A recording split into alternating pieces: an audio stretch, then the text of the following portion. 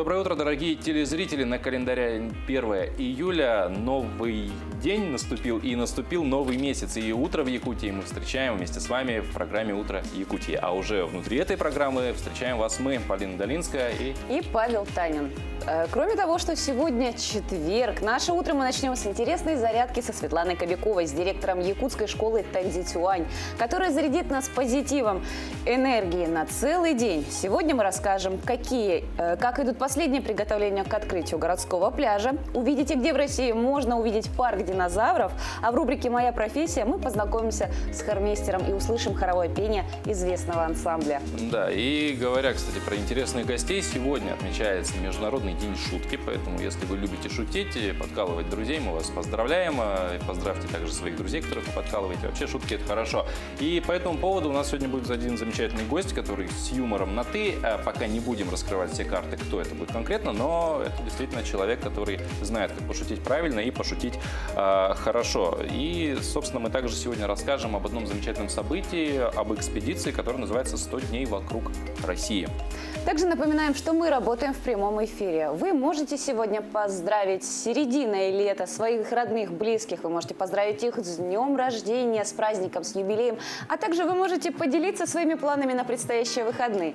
Пишите нам по номеру WhatsApp 8 914 273 44 88. А также наша страничка в Инстаграме «Утро Якутии». Подписывайтесь, ставьте лайки, смотрите анонсы предстоящих программ, ну и узнавайте много полезной информации. Не забывайте комментировать публикации, которые там выходят, как правило, это самые интересные материалы из нашей программы. Ну, а начинаем мы всегда по традиции наш день с прогноза погоды, чтобы узнать, в какой же одежде все-таки сегодня выйти на улицу. По данным Якутского гидрометеоцентра, в 6 часов утра температура воздуха в центральных районах составила от 16 до 20 градусов. В заречной группе Улусов столбик термометра 12 градусов показал в Амге и 20 градусов в мае. В южных в Алдане сегодня плюс 15 и плюс 14 в Нерюнгре. В Вилюйской группе от 17 до 20 градусов со знаком плюс. В Нижнеленских 18-20 градусов. В западных 17-20 градусов выше 0. В Колымо-Индигирской группе Улусов холоднее сегодня в Чукурдахе плюс 6 градусов тепла и плюс 18 в Уснере. В Янских от 10 до 18 градусов. На северо-западе плюс 5, плюс 14. В городе Якутске температура воздуха на 6 часов утра составила 20 градусов со знаком плюс. Атмосферное давление 750 миллиметров ртутного столба. Штиль. Сегодня в течение дня без осадков. Ветер юго-восточный подует с порывами от 3 до 8 метров в секунду. В течение дня плюс 32, плюс 34. Что ж, если верить прогнозам, жара нас не хочет покидать. Ну а об остальных событиях, которые уже произошли, которые, возможно, произойдут в будущем, нам расскажут наши коллеги из информационной службы. Мы передаем слово новостному обозревателю Владу Давыдову.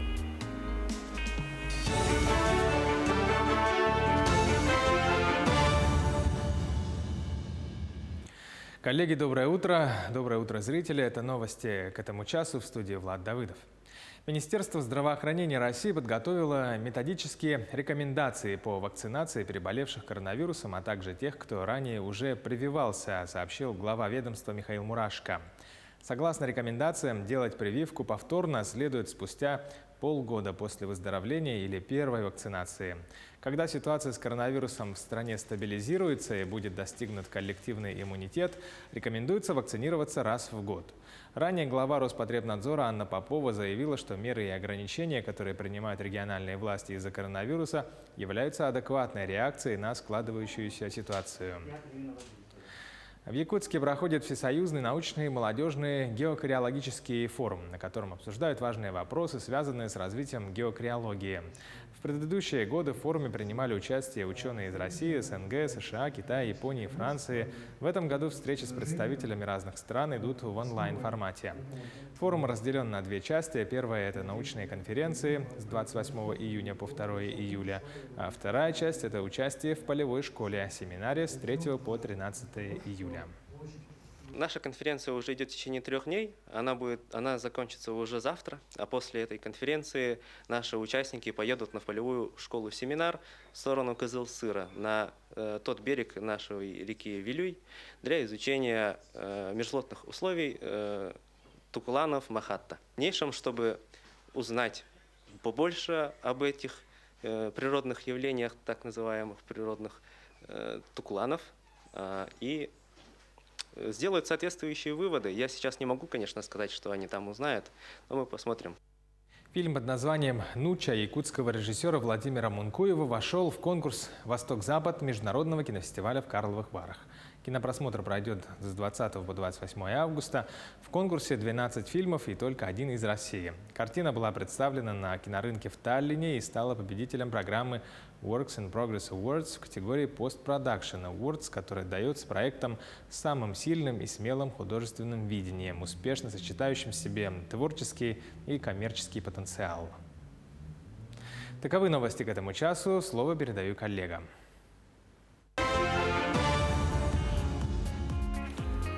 Большое спасибо, Влад.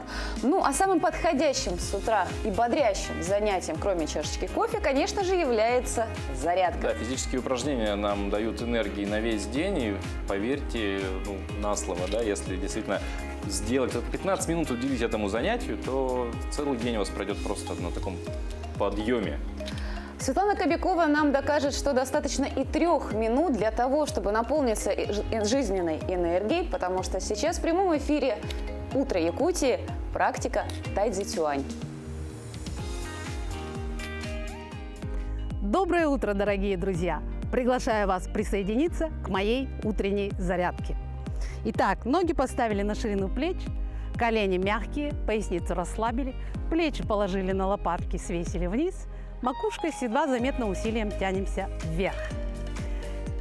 Вспомните что-нибудь хорошее, внутренне улыбнитесь, и на этой волне начинаем нашу утреннюю зарядку. Хлопнули в ладошки, растерли.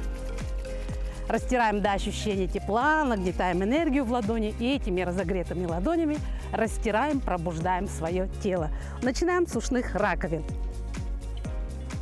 Растираем по периметру вверх, вниз, внутри уха поводили пальцы. И теперь растираем затылок, основание черепа, мышцы шеи сзади, по бокам, плечи. И переходим на плечевые суставы. Обязательно представляйте, как вы снимаете ладонями с суставов застойную энергию, стряхиваете ее на землю. До ощущения тепла растирайте все суставы, локтевые. И сейчас запястье стряхнули, другая рука. Хорошо. Теперь сжимаем руки в кулаки и вот этими костяшками без нажима взбадриваем позвоночник, растираем вниз до копчика, вверх, насколько идут руки. Нажим усиливаем и растираем спину, поясницу, таз. Ощущайте, как у вас пробуждается вся спина. Перевернули ладони к себе и до ощущения тепла растерли область почек, ребра, талию, живот и тазобедренные суставы. Стряхнули. Выставляем одну ногу вперед, растираем колени вокруг чашечки, по бокам, спереди, сзади. Стряхнули. Другая нога то же самое. Вокруг чашечки, по бокам, спереди, сзади. Стряхнули. И теперь чистим пальцы. Снимаем грязь, грязную энергию, которую мы собрали с суставов, и стряхиваем ее на землю. Держим, делаем довольно плотно. Одновременно массируем активные точки на наших пальцах. Растерли между пальцами, по паре раз достаточно. Взяли руки в замок, потянулись, выгнули спину. Спину назад тянем. И вдох, и на выдохе прогибаемся. Вдох, и на выдохе в сторону. Вдох, и на выдохе в другую. Повернули корпус, таз тянем назад, руки вперед, ощущаем, как растягивается поясница. Вдох, на выдохе тянемся вверх. Вдох, на выдохе опять в сторону и расслабились. Итак, правую руку толкаем вверх, левую тянем вниз, вдох, и на выдохе растягиваем тело, плечи, шею, расслабляем. Смотрим на тыльную сторону верхней ладони. Вдох, потянулись. Расслабились. Выдох. Отлично. Ну что ж, мы с вами разбудили свое тело. Теперь надо настроиться на позитивный рабочий день. Ноги поставьте на ширину плеч. Колени мягкие, поясница расслаблена. Плечи опущены на лопатки, свешены вниз. Макушка с едва заметным усилием тянется к небу. Делаем вдох и представляем, как вся гармоничная энергия земли и неба втекает в наше тело. Кладем эту энергию в область за пупком. Ладони можно сложить на пупок, можно прикрыть глаза и вспомните самый счастливый момент жизни. Внутренне улыбнитесь, наполняйте энергией вашей улыбки все свое тело, все пространство вокруг себя. Сияйте радостью, счастьем, любовью. Опускаем руки, приставляем левую ногу к правой. Хорошего дня, будьте здоровы и счастливы. Ну что ж, сама зарядка очень неплохая. Еще человек, который ее проводит, излучает такой позитив. Поэтому, я думаю, все мы вместе с вами сегодняшний день на таком же настроении и проведем. Между тем, сегодняшний день, он, как и любой день, как правило, ознаменовывается разными событиями. Одно из них, не связано, конечно, с нашей страной, но связано со страной другой, похожей климатическими условиями на нашу республику. Речь идет о Канаде. Сегодня, 1 июля, отмечается День Канады. А еще сегодня на календаре 1 июля – это день рождения одного замечательного, прекрасного человека. И, пользуясь случаем, от лица всей программы, Паша, мы бы хотели тебя поздравить с днем рождения, пожелать тебе долгих лет творческого развития и чтобы каждый день приносил тебе радость и удовольствие. Спасибо. Я даже вот услышал, как у нас в аппаратной наши коллеги похлопали, поаплодировали. И между тем, сегодня также день рождения отмечает наша российская спортсменка, фигуристка Аделина Сотникова. Прекрасные люди, видимо, рождаются 1 июля. Но вообще, какие еще даты и события на сегодняшний день выпадают, мы узнаем в нашей следующей рубрике.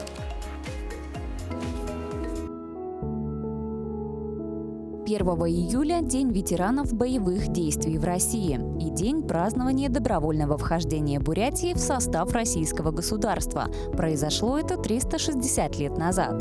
Сегодня также День Канады – главный государственный праздник, установленный в честь объединения всех североамериканских колоний Британии в единый доминион Канада. 1 июля – день образования Коммунистической партии Китая. Произошло это в 1921 году. Сегодня также День национальной печати в Якутии. 1 июля под Самарой стартует Грушинский фестиваль – всероссийский фестиваль авторской песни. Он существует с 1968 года.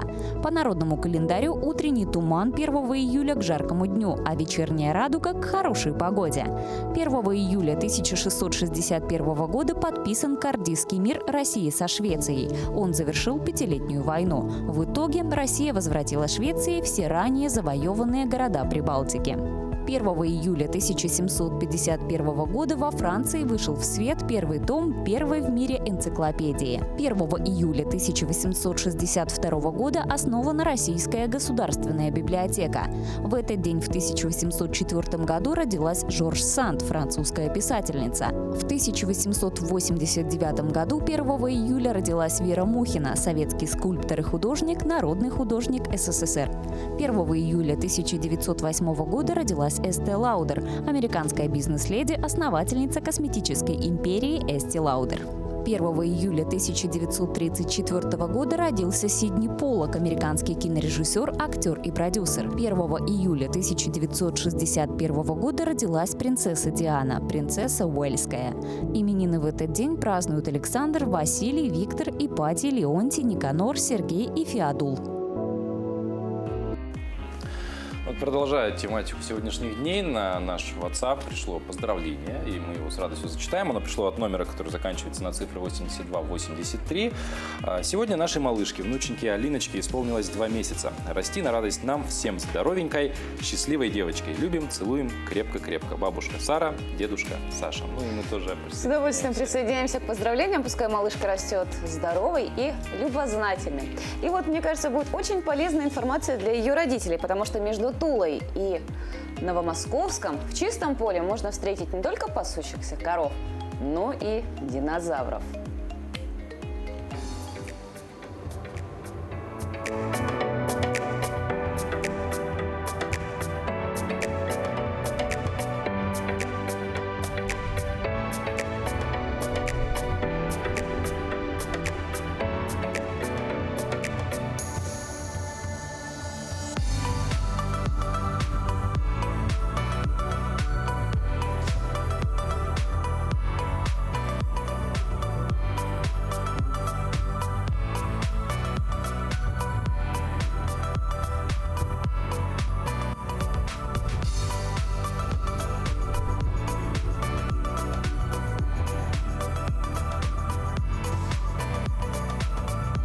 Ну, вот тоже говоря про необычные места, то есть, да, пожалуйста, целый парк динозавров, ну, раньше нам и снилось только в фильмах Стивена Спилберга. Да, действительно. О таком мы могли только прочитать в каких-то книжках фантастических и мечтать о каких-то дальнейших путешествиях. А путешественник из Москвы свою мечту осуществил. Альберт Северный. Он отправился в автомобильную экспедицию по стране, которая называется «100 дней вокруг России». Он проедет на автомобиле от Москвы до 4 крайних точек страны. Через Владивосток отправится на край Чукотки, а после посетит Мурманскую область и Севастополь. Да, маршрут его лежал в том числе и через Якутск. В столице пришлось немного задержаться. Случилась небольшая поломка автомобиля, но сейчас она устранена. Путешественник отправился дальше, а накануне наш коллега Александр Хавренко встретился с путешественником и подробно разузнал о путешествии 100 дней вокруг России. Альберт, ну вот путешествие за 100 дней вы хотите объехать всю Россию. Почему именно такой маршрут? Чем вы руководствовались, когда его выбирали? Путешествую давно уже, в том числе и на автомобиле. Но несколько лет назад увидел, что один известный мотопутешественник, Анатолий Чернявский, проделал похожий маршрут.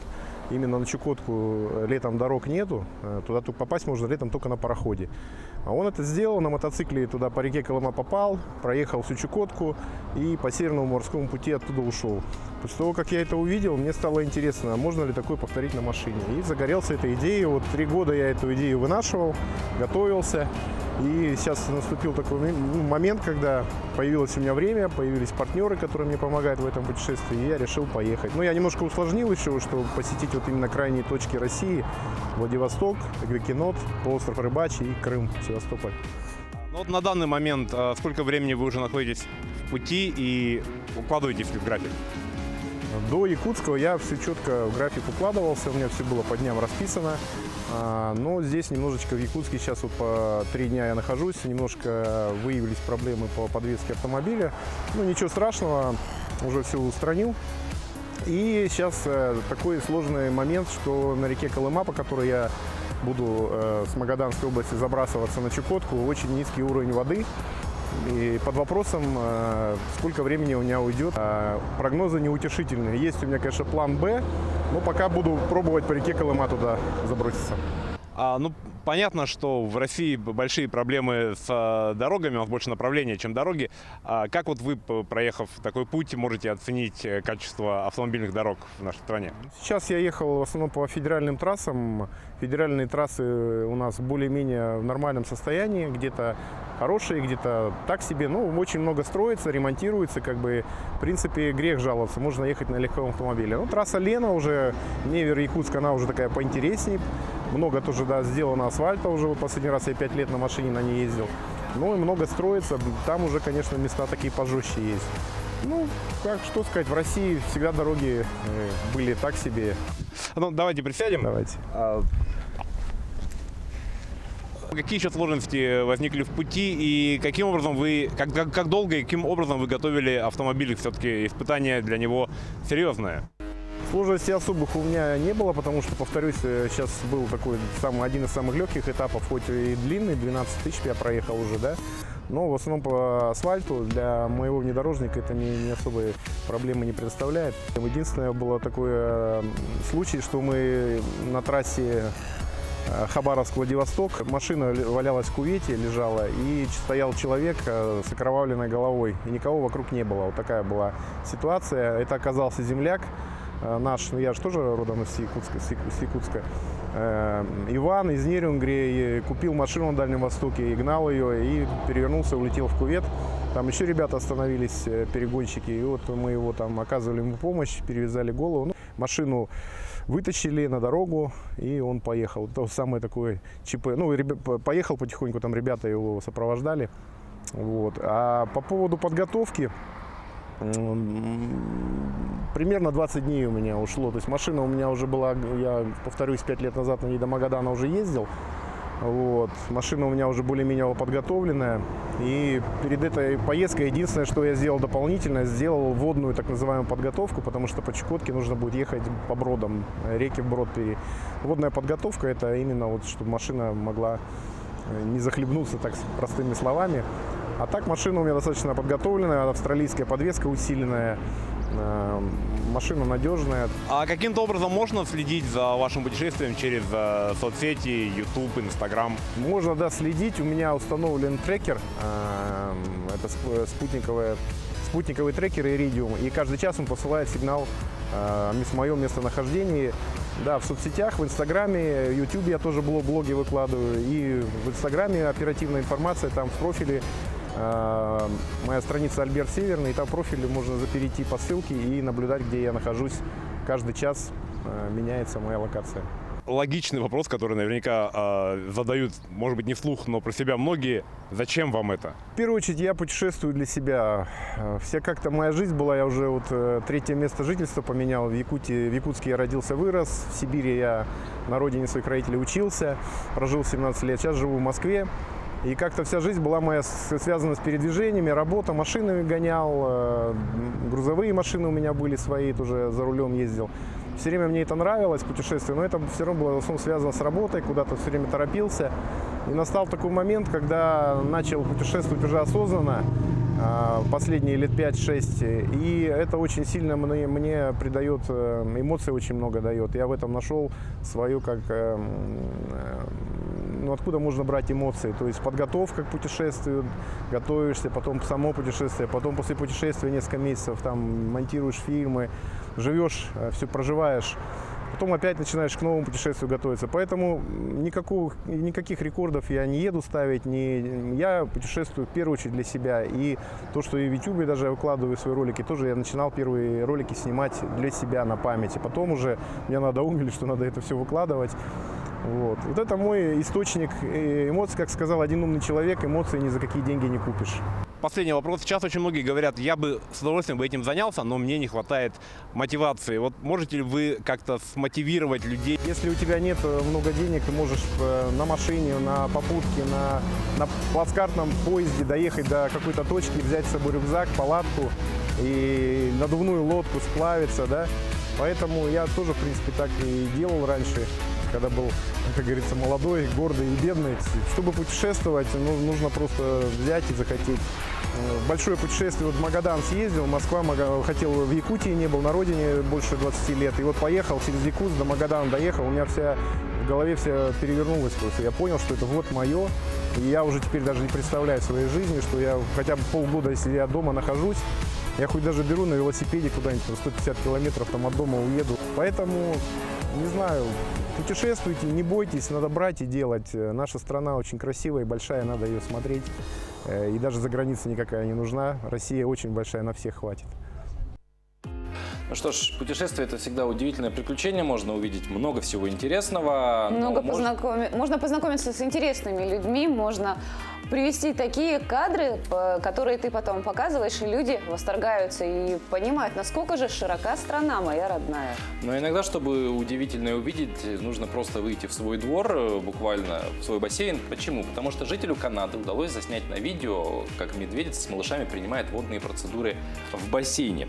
В эти дни в Канаде стоит 40-градусная жара. Это вот к слову о том, что климаты республики Саха-Якутия и Канады немножко похожи. И вот мужчина решил искупаться в своем бассейне, однако был крайне удивлен, когда увидел там 3 медведей.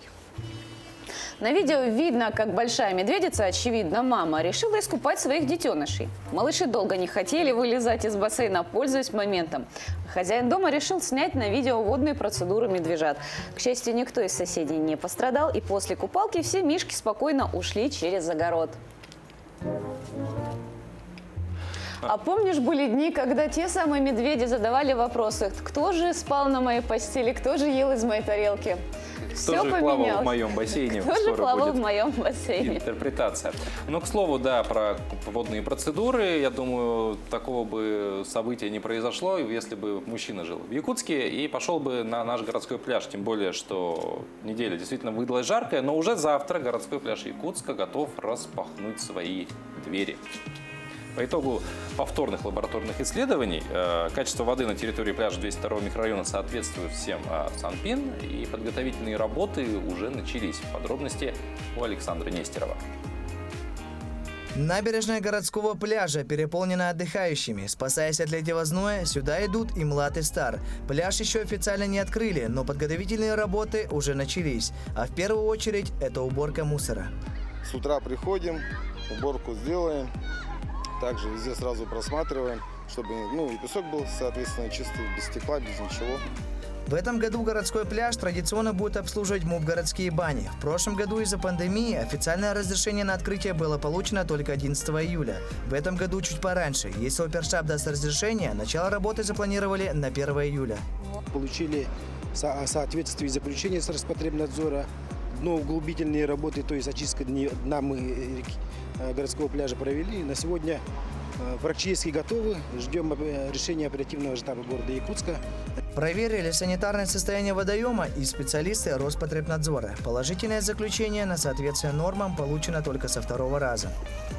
По итогам повторных лабораторных исследований качество воды на территории пляжа 202 микрорайона соответствует требованиям Санпин по окружающей среде. Санитарно-эпидемиологическое заключение о соответствии пляжа на 202 микрорайон выдано. Мониторинг проводился и по 16 другим столичным несанкционированным местам для купания. Всего по этим водоемам было отобрано 75 проб, в 5 из которых вода не соответствует по микробиологическим показателям.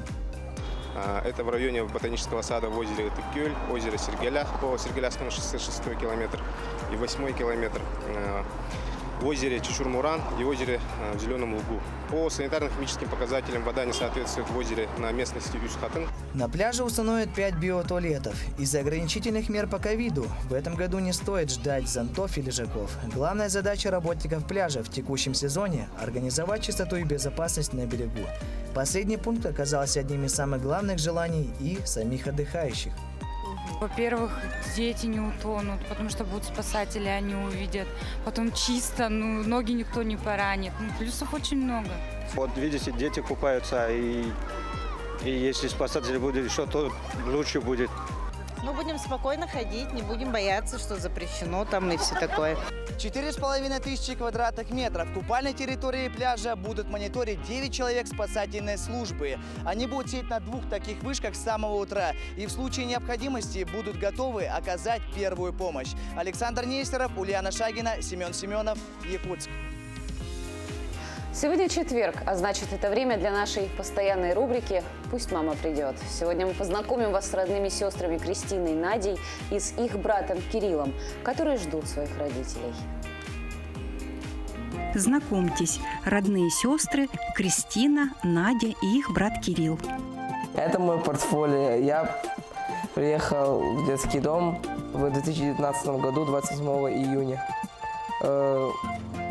Это медаль за хорошую учебу в 4 классе. Так, вот это за сертификат «Длинный урок безопасности сети интернет». Это за что я прошел мастер-класс по игре на хомусе. Мальчик старательный и целеустремленный.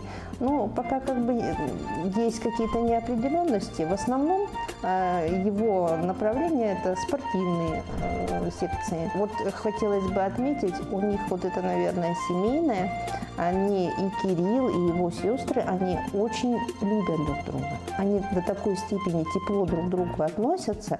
Даже этот праздник 8 марта, 23 февраля, они помнят, есть что подарить, не что подарить. Но они всегда придут друг друга поздравить, сделают какие-то подарочки своими руками. То есть эта родственная теплота в них есть.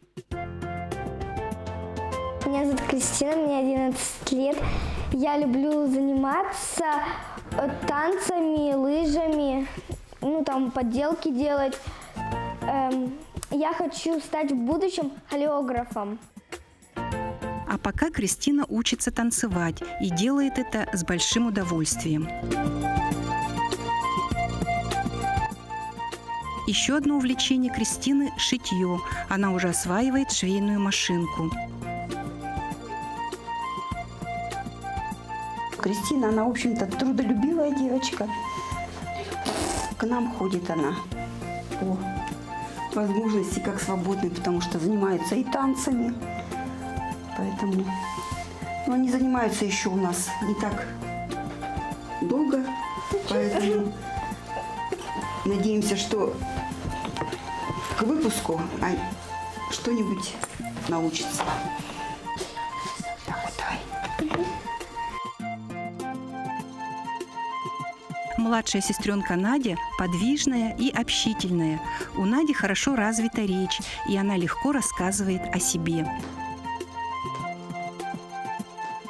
Я Надя, мне 7 лет, я люблю читать книжки, заниматься, рисовать, лепить, заниматься математикой, писать. Когда я вырасту, я хочу стать воспитателем. Надя у нас очень творческая личность, очень любит и петь, и танцевать. То есть разносторонние у нее занятия. И стихи рассказывает. Очень часто принимает участие в районных фестивалях, также международных. В общем, везде, где только появляется возможность, у нас Надя первая. Надя приняла участие в онлайн-фестивале национальных культур, называлась «Вместе», и получила вот такой вот замечательный сертификат. Здесь она приняла в республиканском творческом фестивале «Таланты земли Аланхо». Исполняли песню. Здравствуй, моя Россия, солнце на небе синем. Мамино сердечко огоньком пылает, мамино сердечко дом наш согревает. Мамино сердечко обо всем хлопочет, мамино сердечко отдыхать не хочет. Мы надеемся, что Кирилл, Кристина и Надя обретут семью. Полина, знаешь ли ты такого человека, которого зовут Сергей Дашевский?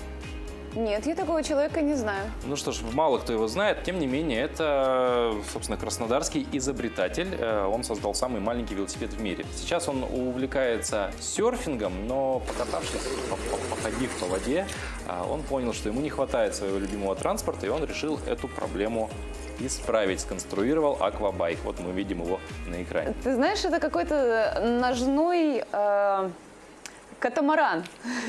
Индивидуально причем. Возможно, но он предпочитает называть это аквабайк. Аквабайк, ну слушай, ну замечательно. А говорят, вот не изобретайте велосипед. Друзья, изобретайте. Может получиться очень что-то полезное. И мы потом об этом расскажем в новостях. Например, через 100 лет про космобайк. Но, кстати, о новостях прямо сейчас передаем слово нашим коллегам из информационной службы.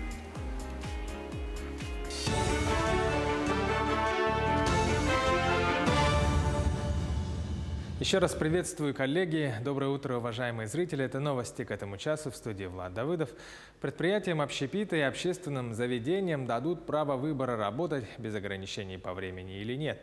Так, со следующего месяца на территории столицы откроются ковид-фри зоны, которые могут посещать граждане, получившие прививку от коронавируса или имеющие отрицательные ПЦР-тесты. Право открывать такие зоны будут даны всем общественным предприятиям. Самый главный плюс такой системы работы – это работа без ограничений по времени, то есть после полуночи. Выбор остается за предпринимателями. Они могут открывать такие свободные зоны, либо работать по прежнему режиму с ограничением по времени. В соответствии с указом от 28 июня 2021 года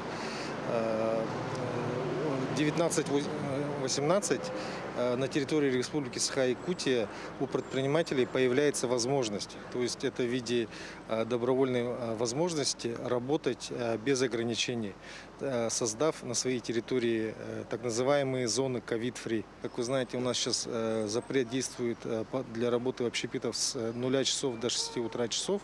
Соответственно, эти ограничения могут быть сняты для предприятий, которые, еще раз повторю, примут участие в этом эксперименте, можно так сказать, да, и станут и откроют у себя на территории эти ковид-фри зоны. В Якутии установлены сроки сбора ягод и плодов. Минэкологии региона напоминает, что сбор необходимо начать с момента их полного созревания. Вкусная и полезная земляника созревает в десятых числах июля в Амгинском, Татинском, Усть-Алданском, Намском районах. На 2 дня позже разрешается собирать землянику в Чурапчинском, Сунтарском, Хангаласском улусах. Голубику собирают начиная с 20-х чисел июля. Черную смородину в северных районах можно начать собирать с 5 августа. В вилюйской группе улусов поспеет к середине месяца. Ну а бруснику можно собрать после 20 августа. Малина готова к сбору в вилюйской группе районов с 18 по 20 июля. Чернику в нынешнем сезоне разрешено собирать с начала августа. В Мирнинском районе, а в Ленском и Нернгринском районах можно собирать к середине августа. Первый отель в стилистике киновселенной Marvel под названием «Нью-Йорк The Art of Marvel» открылся в парижском Диснейленде. Всего в 4-звездочном отеле представлено более 350 иллюстраций по мотивам комиксов Marvel. В их числе 50 произведений, созданных специально для парижской локации. Погрузиться во вселенную Marvel посетители могут уже при входе в вестибюль отеля. В нем представлены огромные панели с комиксами, картины с героями Марвел и 3 костюма Железного Человека в натуральную величину. В отеле есть номера люкс, посвященные Человеку-пауку, другим героям, бар, ресторан в стиле Манхэттена, где посетители могут посмотреть на супергероев, летающих на фоне Нью-Йорка. Таковы новости к этому часу. Удачного дня. До встречи. Слово коллегам. Спасибо, Влад. Ну а мы продолжаем наш эфир. Утро Якутии. Мы встречаем здесь сегодня утро в Якутии. И вот говоря об интересных темах, да, все мы знаем такое явление, как бы, такое направление музыки, как хоровое пение. И, к слову, оно было популярно еще в древности. Тогда ни один спектакль не обходился без участия хора, а руководителя коллектива античные времена называли корифеем. Я скажу даже больше, как человек, который учился в музыкальном училище и изучал вот эту всю структуру, не только пели хором на каких-то мероприятиях. Хором пели всегда. Как говорится, у нас даже на Руси было заведано так, что на войну с песнями, под венец со слезами, и все с песнями, и все взаправду, и все всерьез. Даже перед тем, как приступить к трапезе, исполняли специально подблюдные песни. Подблюдные. Интересное название, что-то новое для себя каждый день узнаем. Ну вот, возвращаясь к старому, да, забытому названию хормейстера корифеем, собственно, в известном всей Якутии ее за пределами в государственном хоре филармонии Якутии есть свой корифей. Это Людмила Анатольевна Шумилова. О тонкостях профессии педагога-хормейстера узнаем в нашей рубрике «Моя профессия».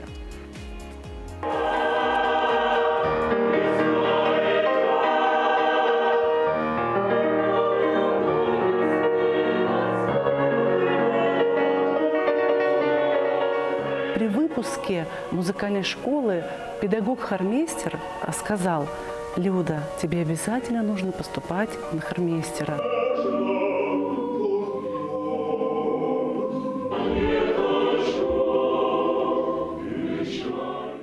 Хор – это моя жизнь. Я даже когда дома уже ложусь спать, у меня эти аккорды в голове, я выстраиваю, я утром просыпаюсь, я завтракаю, пью кофе, а у меня аккорды в голове.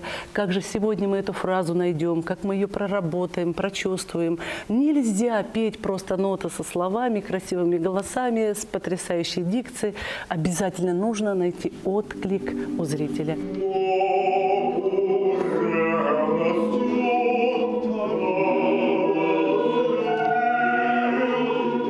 Я стараюсь репертуар подбирать так, чтобы это было обязательно и очень известное. Обязательно. Пусть оно будет еще очень сложной обработкой, потому что это уровень, это хор филармонии, да.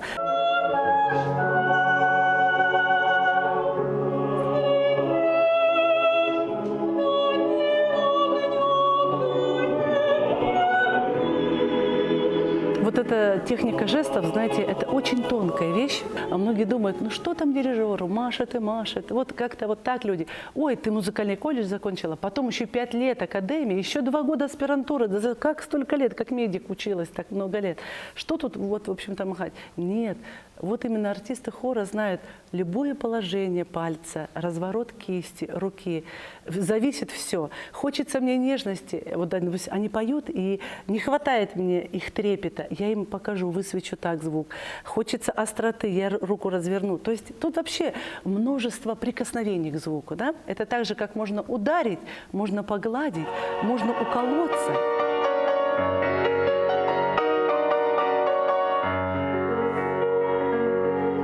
даже помогают мне глаза, строгий взгляд, да. Где-то наоборот, я отпускаю эту фразу, потому что смотрю, она пошла правильно, хорошо все выстроилось, у ребят все получилось, они видят мою довольную, счастливую улыбку, допустим, да. Это, знаете, вот между мной и хором это такое, как бы волшебство, такое колдовство, где мы на языке жеста друг друга понимаем. Моя путеводная звезда, моя филармония, мой любимый хор – это вся моя профессия, вся в этом. Я этим живу и очень счастлива.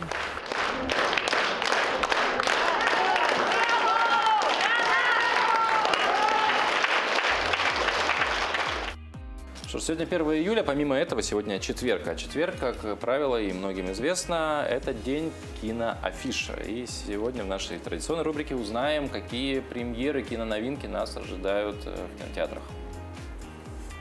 Выпустите меня! Помогите! После аварии Лиса приходит в себя и обнаруживает, что заперта в каком-то странном лабиринте. За каждым поворотом ее ждут опасные ловушки и фантастические твари.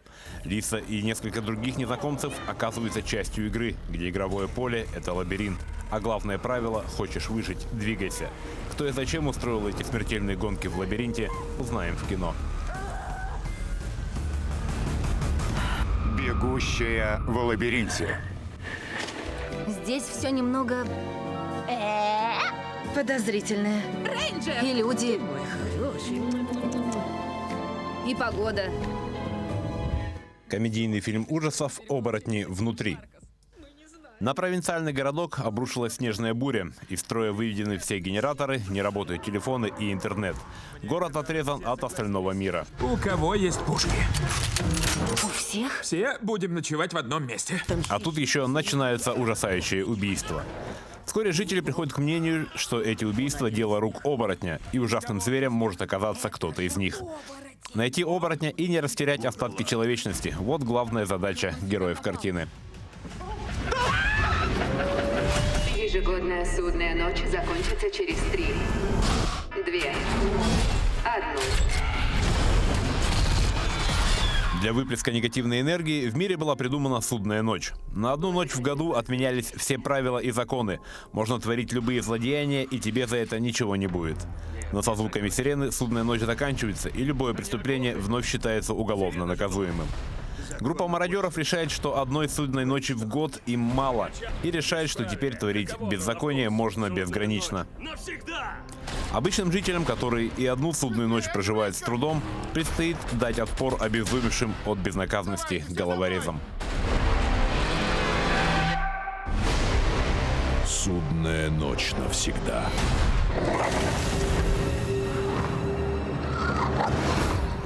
Девятилетняя девочка сбегает из семьи и находит приют в заброшенном доме. Там же ее соседом оказывается дракончик, который случайно оказался в этом же доме. Каким образом он попал в мир людей и сможет ли он прижиться в нем, предстоит узнать, разгадав тайну происхождения дракона. Девочка и ее друзья отправляются в захватывающее путешествие в поисках страны драконов. Никогда не расстаемся. Приручить дракона. Отлично, милая. В небольшом тихом городке Нюхвиль внезапно появляются новые соседи – семейство огриков. Зеленые человечки, которые нашли себе дом на городской свалке. Грязь и отходы – лучшее место для обитания огриков. Но не всем в городе понравилось такое соседство. Лишь юный изобретатель Макс и его подруга Лотти прониклись к странным и добрым существам. Но даже они не подозревали, что городу грозит опасность, и только при помощи огриков его можно спасти. Пришельцы прилетают только в Америку. Огрики, добро пожаловать в Нюхвиль. Сара убежала из дома и теперь ночует под открытым небом на детской площадке. Каждую ночь ей снятся пугающие образы. Поэтому, когда девушка видит объявление Института изучения сна о наборе добровольцев, она хватается за эту возможность. Тела испытуемых облепляют датчиками, и после первой ночи Сара чувствует себя отдохнувшей. Но когда ей исследователи показывают смутно узнаваемые черно-белые снимки, у девушки начинается приступ. Что же такое кошмары, фантазии нашего мозга или сигналы из потустороннего мира?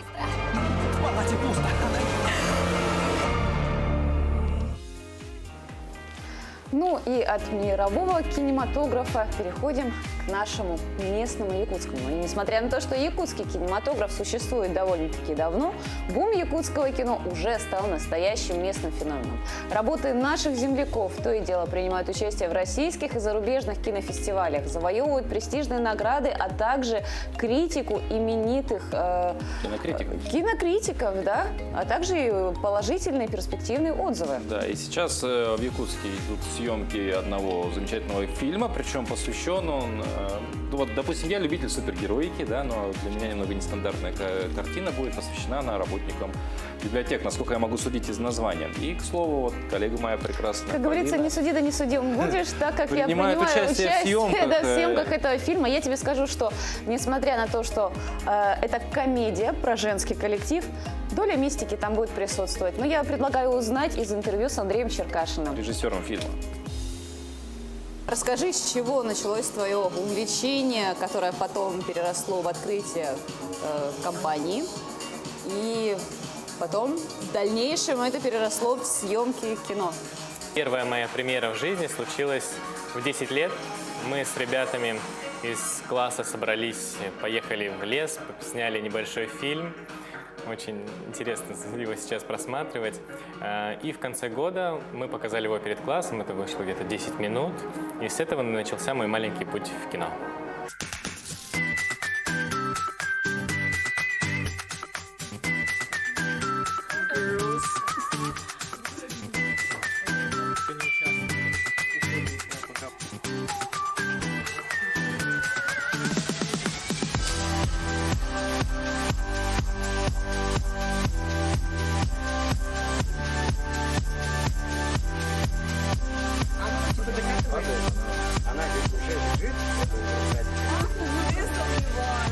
Ты начинал изначально с социальных фильмов, затрагивая какие-то проблемы. Вот как у тебя потом получилось перейти от социальных фильмов именно в комедийные жанры?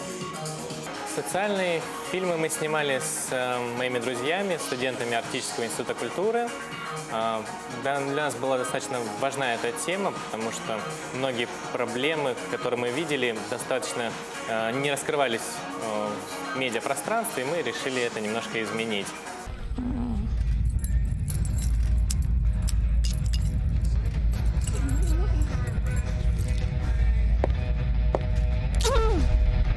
С какого района?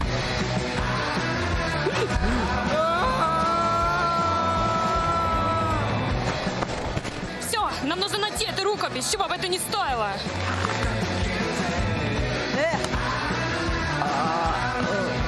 Говорят, что оленьи рога дают удачу.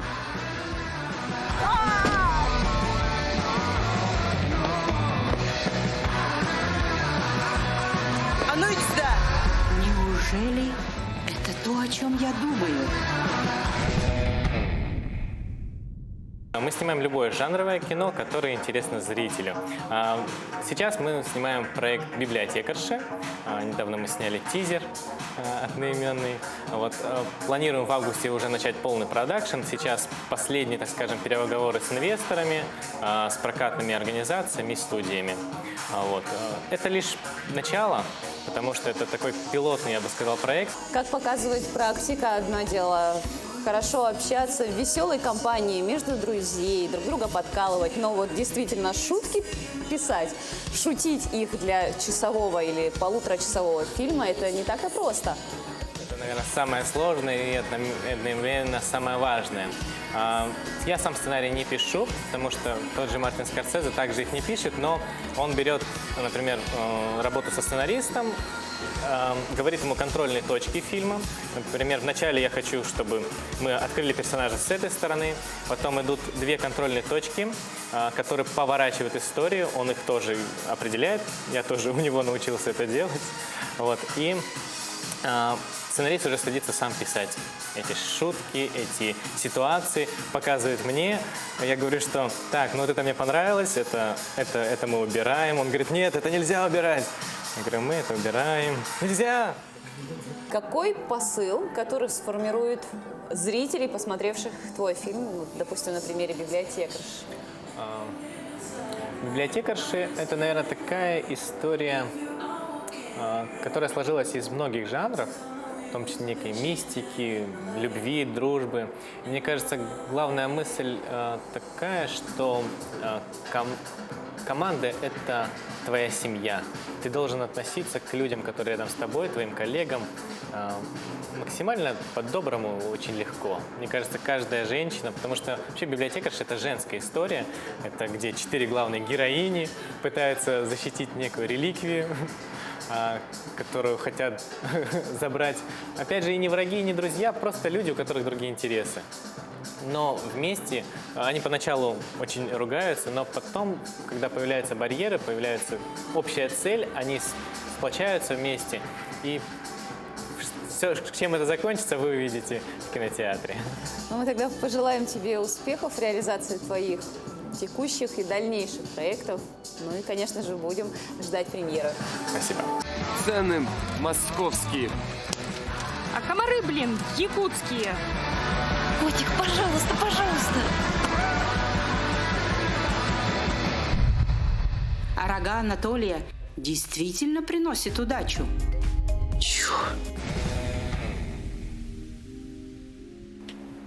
На календаре 1 июля и сегодня отмечают Международный день шутки. И в отличие от Дня смеха, День шутки – это день, когда нужно не подколоть, а по-доброму человека развеселить, рассмешить. Потому что по старым народным поверьям считается, что 1 июля, в середине лета, в этот день нечисть ходит по земле. И вот нужно смехом и радостью ее отпугнуть. Это является своеобразным оберегом. Ну вот мы сегодня тоже небольшой такой прикол уже сделали в начале передачи. Может быть, кто-то его заметил, может быть, нет. Сказали, что у нас будет гость, связанный с шутками, но гость необычный, потому что гости — это жители города Якутска, которые расскажут о своем отношении к шуткам, как они вообще воспринимают какие-то приколы и так далее. Я предпочитаю какой-нибудь безобидный юмор, приколы над подругами, друзьями, семьей. Ну, конечно, анекдоты знаю. Анекдот? Я с этим особо не дружу. Мы студенты медицинского, так что это шутки у нас в основном черного юмора. Злой. Понимаю только мой муж и мои родители. Именно мой личный сарказм. Вот где смеяться, я не знаю. Ну что ж, на этом наш выпуск сегодняшний подходит к концу. 1 июля на дворе, четверг. Полина Долинская, Павел Танин это утро с вами встретили. И завтра тоже будем встречать конец рабочего дня. Хорошего настроения и всем пока!